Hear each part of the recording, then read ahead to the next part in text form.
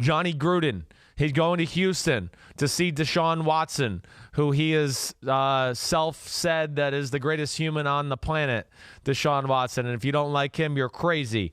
Texans coming off the loss against the Colts. Raiders had the bye week. Or no, not the bye week, excuse me. Got their butts whooped against the Green Bay Packers in the Derek Carr fumble game. Texans favored by 6.5 at home. Okay?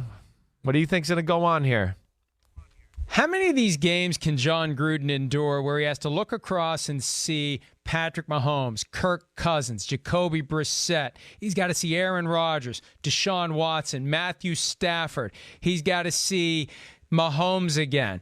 A lot of great quarterbacks out there that John Gruden looks at and says, where's mine? When is my guy going to emerge? And I think he knows enough after what Derek Carr did last week, lightning striking twice, the stupid mistake that he repeated from 2017. I think Carr's on the outs, and I think we may see a long day from Derek Carr. I think he's got a sense that even though it's Derek Carr going to the town where his brother was the first overall pick and all of it doesn't matter.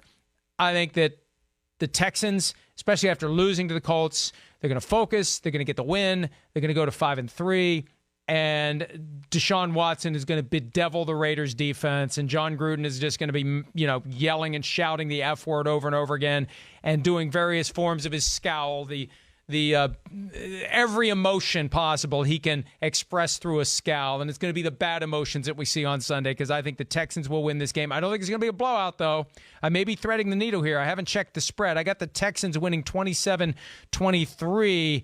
That's threading the needle. Oh, boy, I'm a little nervous about that. What was that I'll score? go ahead and try Say to that thread one the more needle on time this for me. one. What was that score? 27-23. 27-23. Okay. I mean, I don't think that's crazy. I don't. Again, the Raiders, and, yes, Derek Carr, I get what you're saying there. He has done some good things this year. He's done a pretty good job for the most part taking care of the ball other than last week, which was, some really stupid moments, definitely. I like the formula the Raiders have on the offensive side of the ball. We've talked about it a lot. They're going to run the ball. They want to keep running with Josh Jacobs, who's showing himself to be pretty special.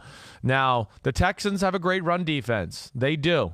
But John Gruden, I think, will stay patient enough, and I think they're good enough up front to where they can run the ball well enough on the Houston Texans to where they have to go, we got to compromise some of our pass coverage to stop this run game. And then I don't love the Texans' pass defense, as you've heard me say, and we saw that again last week with Jacoby Brissett kind of tearing them up. So that bothers me a little. Now, the other side of the ball with Houston, the Raiders defense is not good. Houston can run the ball. They will stay patient enough to stay balanced that way. And I know I said this to you on PFT Live today. These are the kind of games, just like we saw Aaron Rodgers last week against the Raiders defense. I think Deshaun Watson can just physically take over this game in the moments that are tough. I do. I just don't think the Raiders have enough talent, just sheer raw talent, and especially not up front, to contain a guy like Deshaun Watson to where even if the Texans aren't playing their best football on a day like Sunday, he's going to be good enough and too great for them to overcome. I think this game's close. I'm going 31-28 Texans, but I think ultimately I'm going with the Deshaun Watson. He makes enough magic happen and makes enough plays to DeAndre Hopkins and Kenny Stills to get them over the hump.